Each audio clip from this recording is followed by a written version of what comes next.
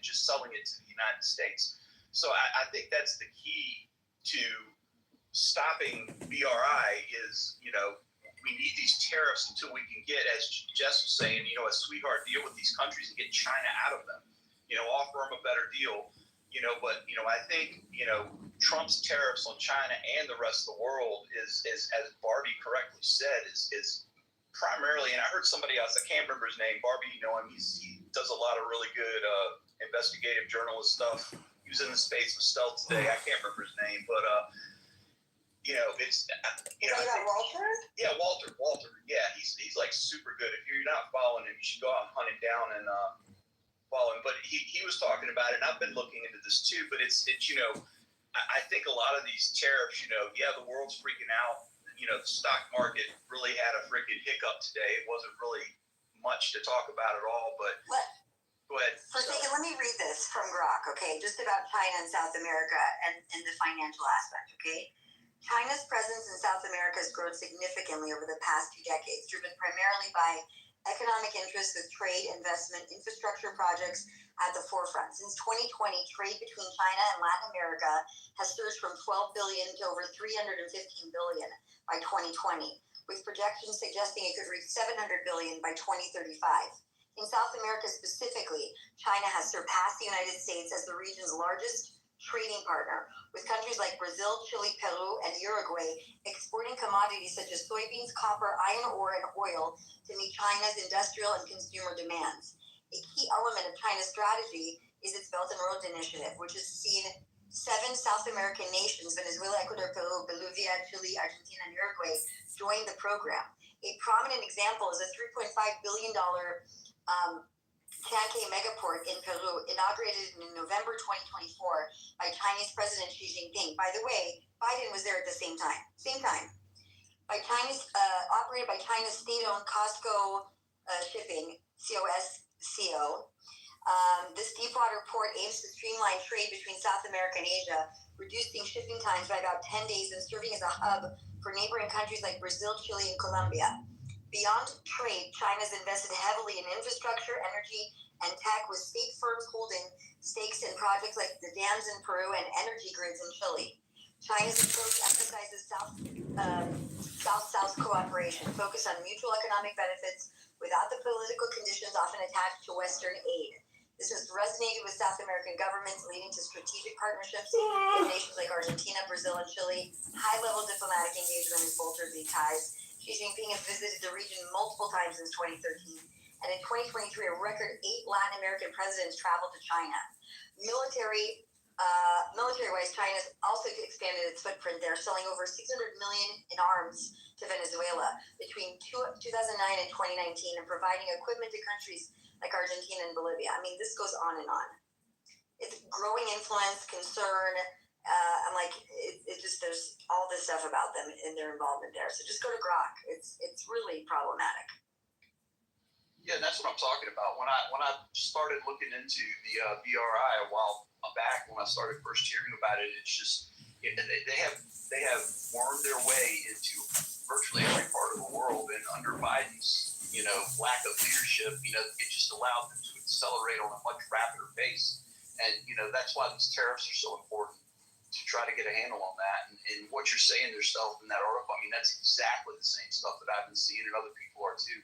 And it's just, we've really got a lot of catch-up work to do on the globally to head this off before it becomes totally unstoppable and ingrained in these societies to the point that we'll never get it out of them.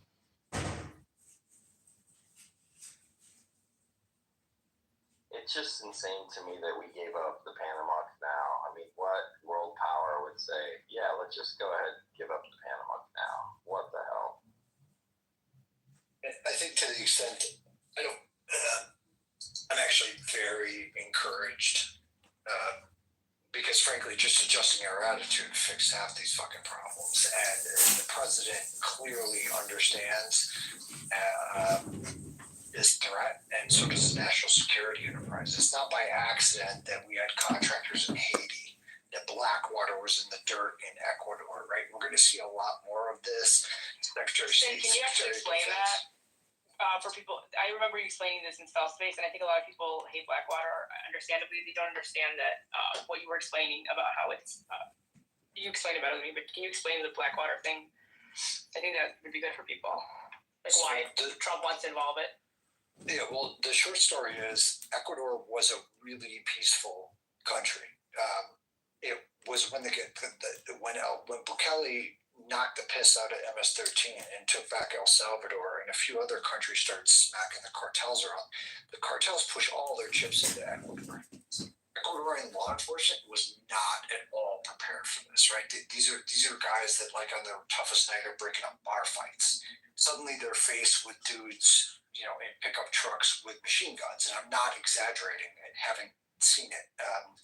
You get outside of Cuenca, there's complete conventional fighting, like full-on fighting between the cartel and the military. The short story is Noboa was like, I need help. But because his predecessor, a left-wing nut job, who's no longer even allowed in the country and is wanted by several other countries, hiding in Belgium, he's the one who mentored the woman running against the BOA right now, by the way, another Chinese advocate. They were totally overwhelmed, and Noboa, without a call, he's like, I just need help from anyone. But his predecessor had changed the Ecuadorian constitution to not allow foreign military support. We used to have an air base in Ecuador called Manta Air Base, right? Part of the reason it was so peaceful and secure, that's the reason. So the way he tried to plug the gap is there's nothing illegal about PM's private military contractors in Ecuador, coupled with their attorney general. Basically, once if he wins the election, Blackwater can come in, and they're not coming in this cartoonish version of like, you know, people have a insane version of what this is, but it's actually about training. It's about getting their law enforcement spun up, giving them intelligence capabilities to fight narco-terrorism, and doing a lot of drug interdiction work. They'll be training up a force that's capable of doing this, but they do so under the Attorney General of the country's blessing. Basically, total immunity for any of the counter-narcotics forces, which is what we learned from Plan Colombia was the right strategy. And we're, because of the pressure, especially when it comes to special operations, our guys are completely task saturated. Our tier 1 units, the SEALs, Army units that shall not be named, right? Like they have come to Congress recently, now that they have a friendly administration, saying we can't handle anymore. So the DOD, at least for now, has to be very careful with very precious resources, right? These guys don't grow on trees. So they're going to augment that with private contractors in the short term, especially in Central and South America. And frankly, they'll be more effective down there anyway. But the reason I'm optimistic is, like, we're paying attention to it. And any country given the option between doing business with the United States of America or China will choose us. We just haven't been showing up to the party. Right, it was not a priority for our State Department. Was making no inroads for us. They were discouraging American companies from going down there. The Chinese had no competition. I'm wildly optimistic because we have a lot of reasons to be. Without any help, Javier Milei emerged. Without any U.S. help, Bukele emerged. Right, this 35-year-old Daniel Noboa, right, is literally like surrounded by a huge security. Their attorney general has the largest security detail I've ever seen, including presidential ones. Like, this government is serious about actually fighting it. They're not corrupt.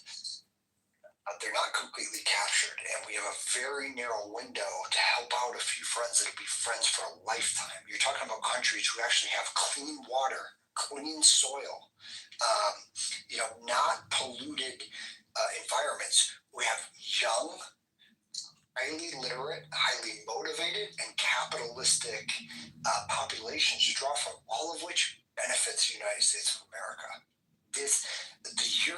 Europe is collapsing. These are our friends of the future. These are our allies of the future. If you just look at it geographically, I know I would sleep a lot better if we occupied Alaska, Greenland, Central and South America, and the United States of America, I would sleep pretty fucking secure because that makes defending that really easy, and it also eliminates our need to go 7,000 miles across the pond and pay an existential enemy for critical supplies when we can do that in our own backyard for half the price, and we're actually helping people who actually want to help us, right? Like, let's stop paying our enemies for stuff and help our friends who want to actually be our friends, right?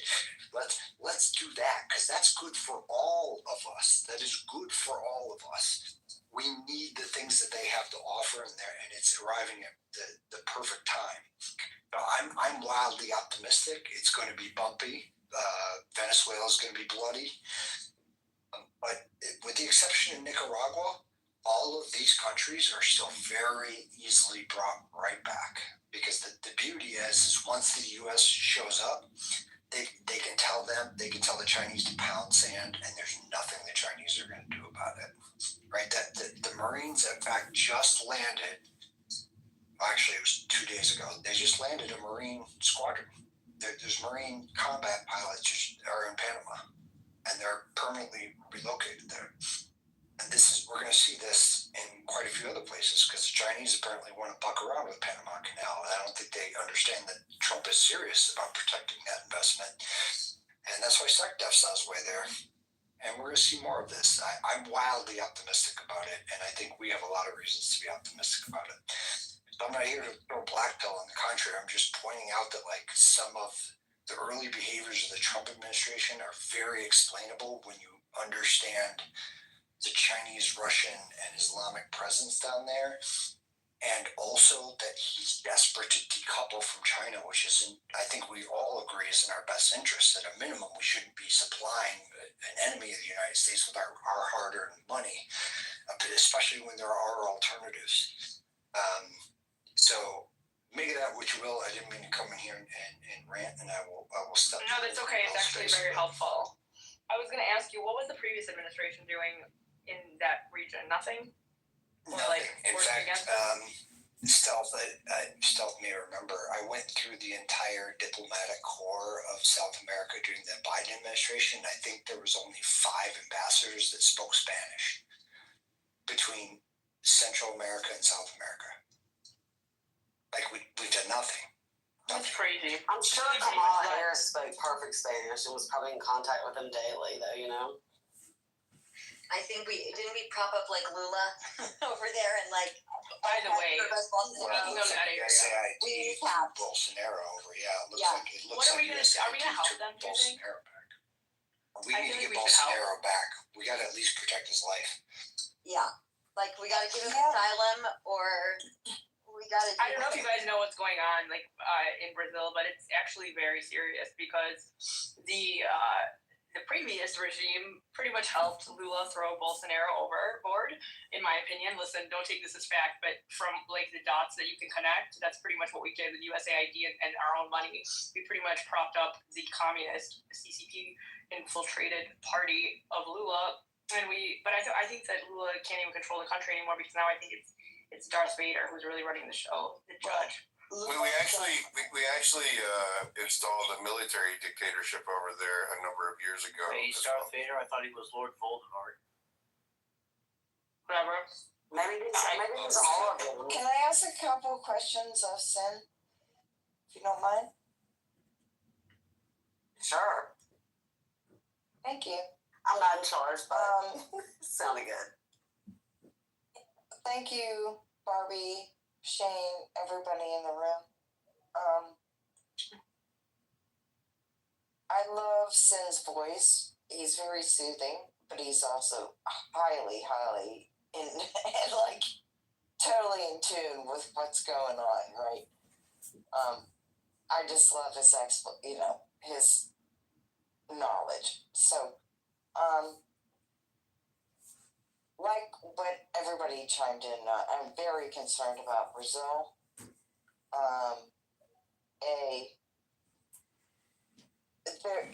The CCP has cut deals with Lula in terms of assets. We're talking, minerals, lumber, access to their natural resources. Obviously, the whole election, Bolsonaro, we all know the story. We don't have to reiterate that, right? The censorship. How do you see the judicial, which the problems with the judicial, overcome it, how we overcome that? Well, Brazil overcomes that. But then again, the same thing in Brazil is happening here and in Europe. So that's the overall question I have with the judicial. And then I'm going to ask you, totally in the European front, okay? I'm very concerned about Europe and the European Union's power over, the entire control over sovereignty of countries, meaning they kind of handed over their power to the EU. And how do you see potentially, or do you not see individual countries regaining control of their sovereignty and disabolishing the EU in general? I mean, there comes a time where I have to believe that Europe, France, Germany, there's got to be some sanity in the room, right? And they realize that EU is the dictatorship that it is. I'm just, what are your thoughts on that concept? Is there any hope for that?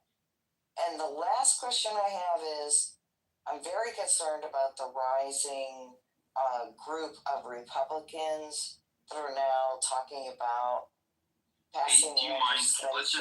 Let's stick with the one question so we don't get lost. I don't want people to miss your I'm point. sorry. No, you're good. I bored Yeah, everybody. I bored everybody. Sorry. No, you're not boring us. I'm just watching people join the room. I want to make sure that we don't miss the first question. So, Sen, did you get the first question, or would you like to restate it? Yeah, I got the first two, and I can knock them out pretty easy. Yes, the Chinese can pick off some elites. They can buy out some allegiances. But where the Chinese are painfully bad at, and this was true in Africa as well, is they don't get the people at all. In particular, they really don't get Latin people, right? So you can buy, your token diplomats, you can buy your few countries, but when Latinos take to the street in numbers, that doesn't mean shit, right? Like when they get to the street, like they don't have the sophistication, their soft power game to run the street. The Russians do. They proved it in Colombia with Petra. The Russians do.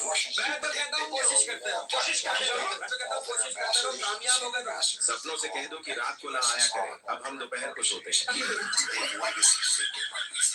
सपनों से कह advantageous, but so the short answer is their weakness is our greatest benefit, and that's why Rubio is so important in this region.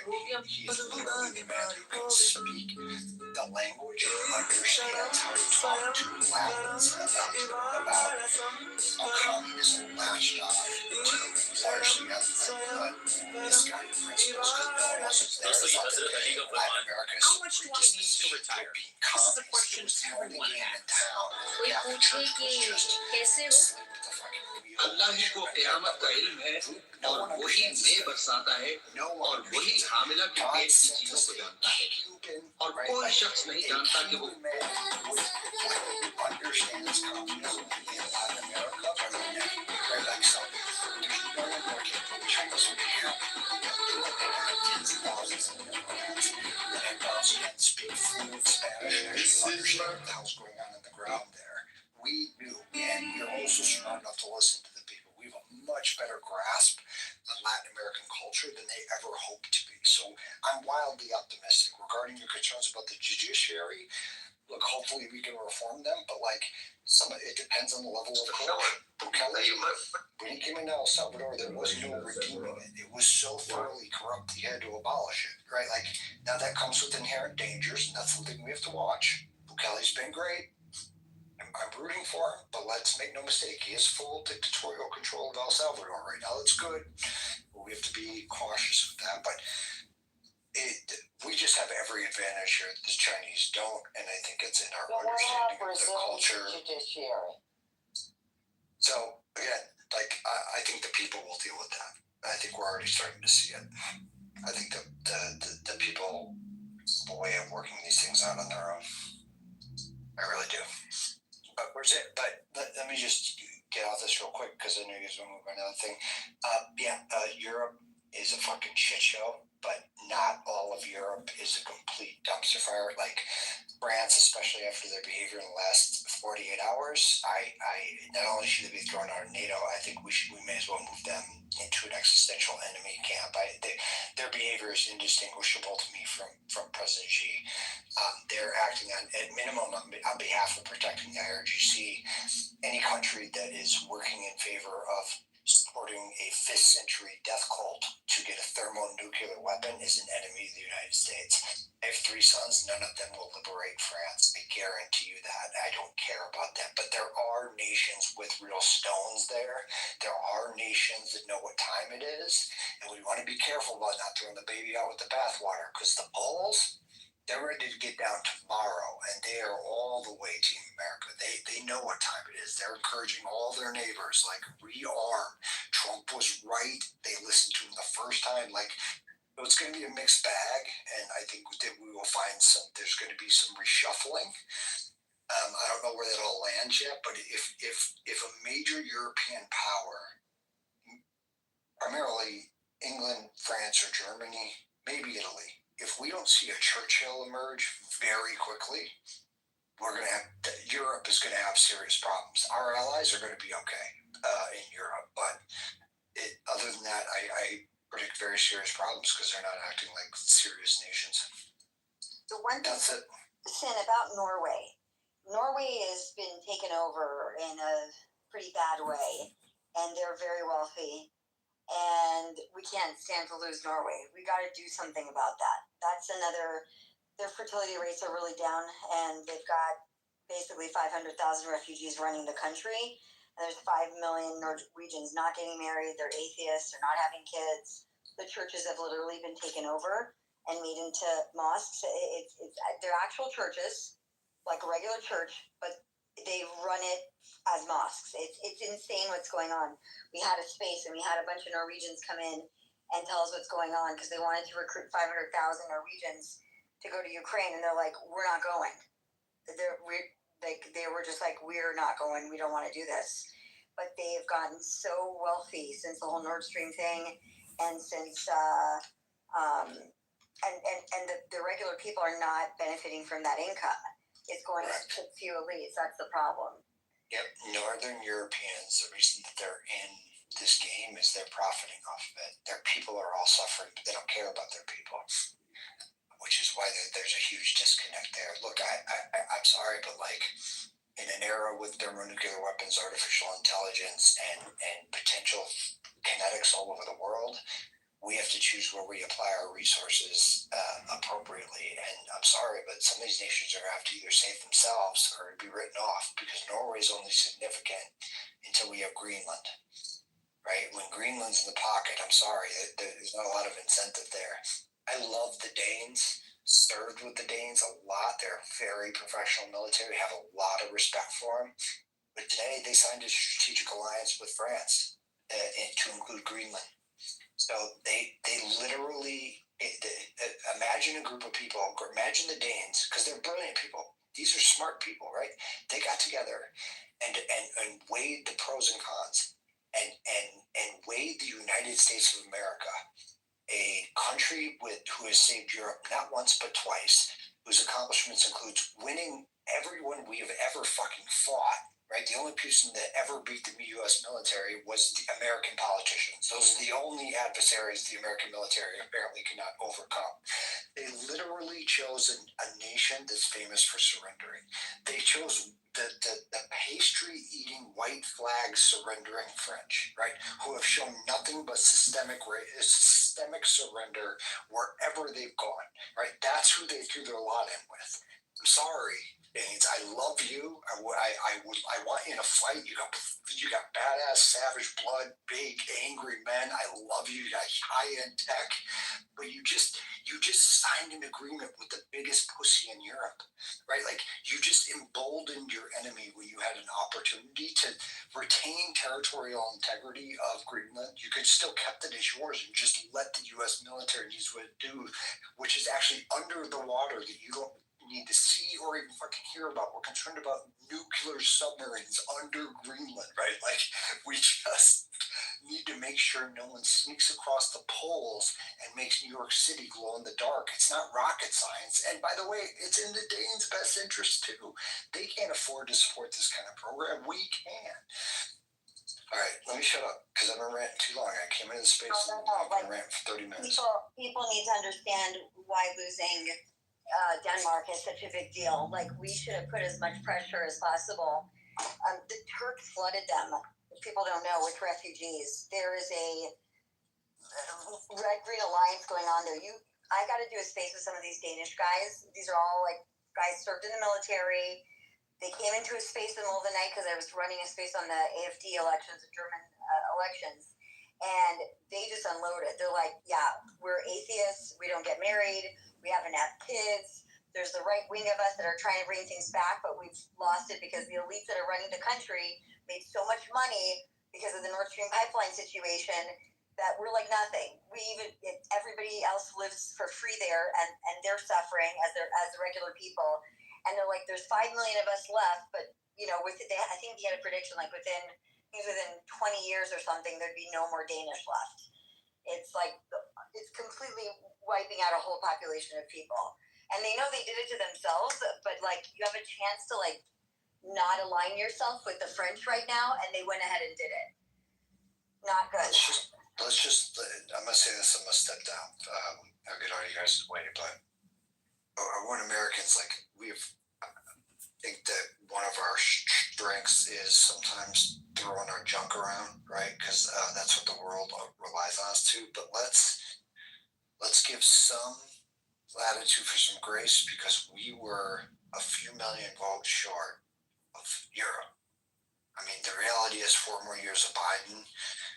With another 20 million people in our country, percentage-wise, we would have been in a very similar position. We were an election away, a few states away from being in a very similar position. So I'm going to leave room for a Churchill to emerge somewhere in there and win, that the people will have enough. And with that, I can't wait to welcome them back because God knows I've killed enough brain cells with Aussies, Brits, and Danes all over Europe. I mean, I love them, but their government's got to pull their heads out of their asses. But let's make, except for France, I can't comfort France. I will never trust the French again. I wouldn't. I'm trying to find French products to boycott. I don't even know I buy anything from France. Can we tariff the fuck out of just being French? Can we make that impossible? Yes. I'm out. Yes. I have an idea on that. We should make it a huge tax, fine, penalty, whatever you want to call it, just to go there. That's my idea. No, for them to come here even. One thing I don't entirely understand is I think, I totally agree about having more Churchill type leaders. I think would be fantastic. But I think that we've seen Europe, just as the U.S. has often done. Europe has created bogeymen that have been used by the respective, you could say, deep states or the bureaucracies, the establishments, the bourgeoisie, however you want to term it, right? But I mean, Russia has used. These people are fucking crazy. I think your mic is on. Go Heels. Accidentally. So. But like Putin is kind of like the favorite bogeyman of every socialist leader in the West who wants to find somebody to kind of pin their all their anger and everything on. And so I think Putin's not a good guy. I think Russia is also not necessarily, they don't have to be a natural enemy of the United States, but they are actually a natural enemy of China, right? So like I think the zeal that we see with some of the European leaders to target Russia just grows. I mean, it just grows this entire thing that helps China in Latin America and in Central America and in the Pacific region. And if we had a friendlier relationship with Russia, which I think is something that Trump does seem to want, it's kind of a détente for a real politic, that would be highly beneficial to the United States. We don't have to be best friends with them. Did you hear Trump today on Russia? He is fucking pissed at Putin. He is so pissed. He's like, he's still bombing. Yeah, I understand that.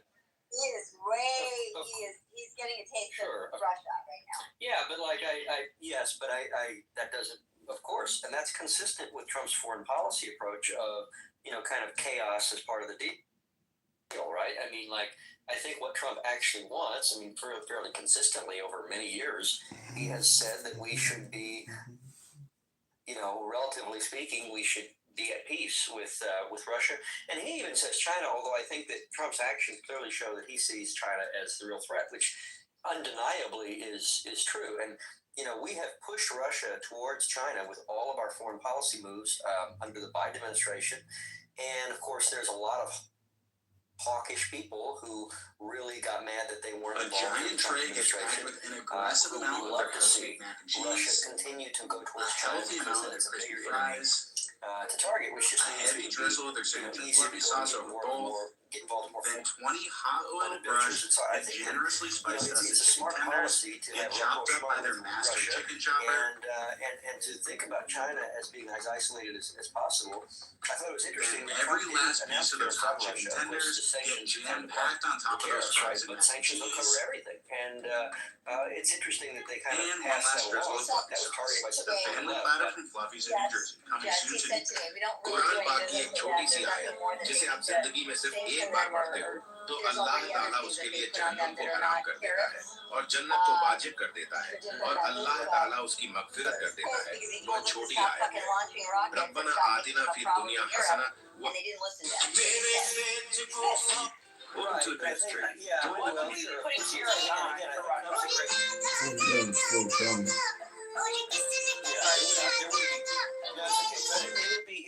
लड़कियां जब कोई ख्वाब देखती हैं उसे budget के अनुसार बना कर कभी जो आपके आसपास कोई लड़की ख्वाबों को पूरा करती दिखे ना समझ जाना है एक लंबा रास्ता तय किया उसने परिवार की उम्मीदें आजकल के बच्चों को सब्जी पसंद ना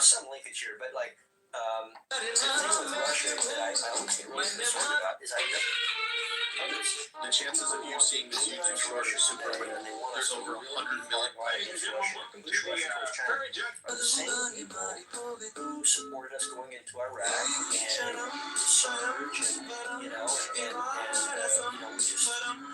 these were all policies. I noticed a lot of that kind of interventionist attitude, if you will. There's a lot of that. Not as much as it used to be. Most of the people have self-exiled from the Republican Party, like Bill Kristol. It was a total joke. But I think it's normal. Like, I agree with him. Really? Oh my gosh. Was he really responsible?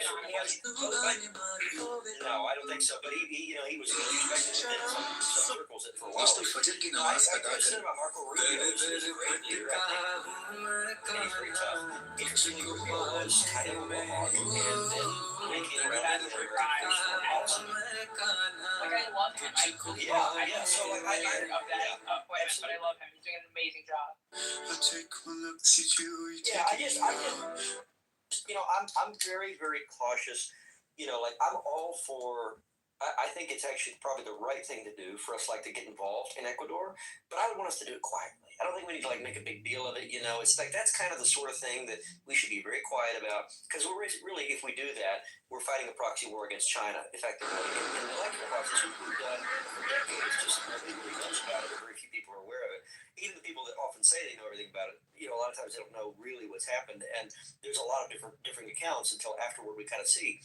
But I just would love to see us stay away foreign conflict in general, with Russia particularly. And then I think that with China, eventually, like in the next 5 years, if we keep doing this, China is going to collapse. It's probably going to happen within the next 7 years. I mean, folks who really know China will tell you, and people with business people there, VCs there, and folks that are in that market, they'll tell you that China's regime is really teetering on the brink. China's been in an economic slump, and they really overbuilt, and they've got all these vacant cities and all this infrastructure that's basically useless, and they're facing a real threat.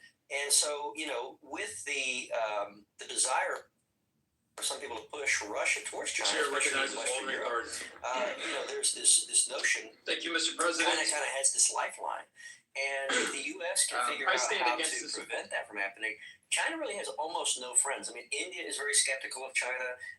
There's a lot of folks that think that India and China are like best buddies. That is clearly not true. And so China is kind of becoming more and more isolated. And then Hong Kong was their biggest single economic engine. And Hong Kong produces more per capita than any other asset within China's control, whether it's a company or a territory, more than Macau, more than everything else. And yet Hong Kong now has been strangled, right? And there's really no new inflows of foreign capital into Hong Kong. Hong Kong is shrinking. So I think that isolating China is good policy, but we have to do it the right way. And I just don't want us to be, gearing up for another war all the time. I want us to be always ready for war, but never actually try to go out and create a war, if that makes sense. I want us to always be armed and ready. Fortress America, I've heard said, kind of as a making fun of Trump. I'm for Fortress America. I mean, we shouldn't be going in and trying to, run other countries. We got plenty of stuff to run right here. And that'll include the beautiful territory of Greenland. Icy, beautiful Greenland, your new favorite vacation destination. Get a selfie with a polar bear. It's going to be great. So very excited about Greenland. Are you? This is serious? You think you really think we're going to pick Greenland? I would actually right now, if you had to put odds on it, I would put a 55% chance on it. I think it's more likely than not, because I don't think there's any way. I didn't say wow. I said wow. Yeah, I mean, I guess I just really. I was thinking, I really care for that, but I don't know, it's so hard to tell what it's about, Think about how Russia, talking about Russia, so I realize that there are a lot of people out there that even in MAGA that, there's a handful of people in MAGA that think Russia's the most evilest person, okay, whatever. Just looking from a purely geopolitical, realpolitik, kind of Russia goes in and takes Crimea, okay? There was no big conflict. Why? Because the people in Crimea that would have resisted were like, well, I don't know, just can't stop this. And then the others were basically, okay, we'll be Russian, and there were plenty of people who were pro-Russian. And, Crimea historically was part of the Russian Empire, so there you go. And there was no big thing to it. And all the people was, how dare it? Nothing happened. Nothing happened. And in general, that is what occurs when you have an annexation. So if we annex Greenland, there's going to be all these condemnations. But you know what? You're going to see governments fall very quickly into line.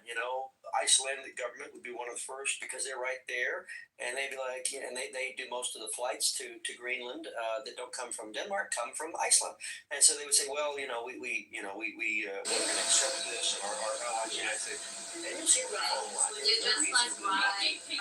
Besides, we already have a presence in Greenland. We have more bases in Greenland than past. People forget that we have space. We're based out. We have more stuff than before. So I mean, there's no reason that they would stop it. I don't know that means we're going to take it by 4 years. I think we're going to put Greenland in a position where they have to accept it. It sounds like, from what I understand, I don't think that's the sources of the people administration. I think what's going to happen is the Trump administration is going to go to Greenland and say, look, the law, by the way, just so if anybody does not know this, I'm sure most of y'all do know this, Greenland and Denmark,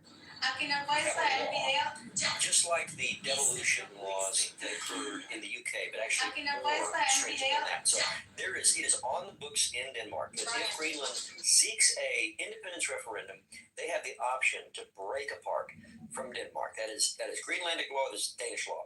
So I think what Trump's going to do is he's going to go to Greenland and he's going to say, look, let's set up a deal where you're in a line state and then you become a territory of the U.S. We're going to pay you this amount of money. Mr. President, and every Donald person Trump in Greenland is going to get this amount of money. That's what it sounds like is going to happen. That's been publicly stated that is something that's going to happen. A lot of press have reported on that, even mainstream press. And if you think about it, we can afford to do it. I mean, there's only 50,000 people in here, not even, right? 50,000 people, geez, that's a lot of people. Think about it, 50,000 times, $100 is $5 million. What if you gave every person in Greenland 1,000? That'd be 50 million. So you see, you very quickly you can get to a number that's pretty crazy to give everybody money, and they don't have the money, and they've never gotten it from Denmark. We can buy love if we have to. Love is a choice. And most folks would love to be in the U.S., really, if they have their druthers, and we will let them keep all their customs. Unlike the Danish, we're not going to go and forcibly, put IUDs in half of the Greenlandic women without even their knowledge, not much less their consent. I mean, that's freaking nuts. That is like a miniature, it's like Nazi type sterilization. I mean, it's horrific. And that's actually what the Danish did to Greenland. So that's why the Greenlanders are so afraid of all of this on some level. Yeah, they don't want to be in the U.S. right now. A lot has to do with this fearfulness related to how Denmark has treated them for a long time. We're going to be much nicer about it. But I think we will take them. I think in the end, it's more likely than not. Before the end of Trump's first term, we will do it. And I'm not going to say the White House is liberators, but why would they oppose? Require nothing and make it a totally independent territory like Guam or something, where they get like tons of cool free stuff, pay no income tax. I mean, who would want to be that? That's pretty awesome. And it's a great vacation destination. We can hop on a plane. Get on JFK, go to JFK, or God bless O'Hare. Horrible O'Hare, I think is like, if you go to hell, I think it's cool. Like O'Hare and LAX. We can give them U.S. citizenship, free flight to America anywhere they want, including Hawaii, and no taxes. Yeah. And just, Yes. And then I'm going to move there and live there instead of here. Exactly. Yeah, we won't even make them. We won't even make them fly Frontier. We're going to give them a free pass that says you don't have to fly Frontier or Spirit ever. Or a couple of weeks ago, I had to fly. What the hell is Frontier? To a little town in the Midwest, and I had to go behind. I was flying American, which I don't do a lot, but I have a lot of old American points. And sorry, to Dallas, to somewhere else. And I had to get behind. There was this huge grouping of Find that I do better at. And everybody was really rude and angry and mean, whatever. I'm like, what in the heck? And it's like, oh, this is like, here's a plane full of people going Spirit, and here's a plane full of people going Frontier, and they're all angry because their flights are late and they're just like having a miserable time. I'm like, oh my gosh, that is sounds like just the worst. So don't go to hell, kids. Do the right thing. You won't be stuck at O'Hare or LAX in the afterlife flying on Spirit or Frontier. So, but I think we're going to get Greenland. So I want to run through, Jess. I kind of thought it was silly at first, but. So Jess, I want to run through a decoupling scenario with you, but first I want to go through these hands. What's up, man? So let's get these hands real quick. They've been up for a little while. Primary, then knock them out. Vegas. Go ahead, primary. So I absolutely agree with Jess. I don't think we're gonna have to annex them though. I think that 2.5 billion will give 50,000 to all their 50,000 residents, and I think they will come over voluntarily by a vote. I think if we give them a sovereign fund on everything that's sold out of their minerals, they get 5-10% of that. Who wouldn't take that? I would take 60,000, 70,000 or 50,000 up front and 10,000, 20,000 a year. As far as what we were talking about before, I don't have as rose-colored glasses as some people. This is IllinoisRecord.com. The UK has breaking fallen, news. France has fallen. Thanks to everyone sharing it. Either Romeo This is IllinoisRecord.com. I can't remember which one. Breaking news. Thanks to everyone sharing yesterday's Right. article. They have fallen. Sean We don't have Morrison allies resigned.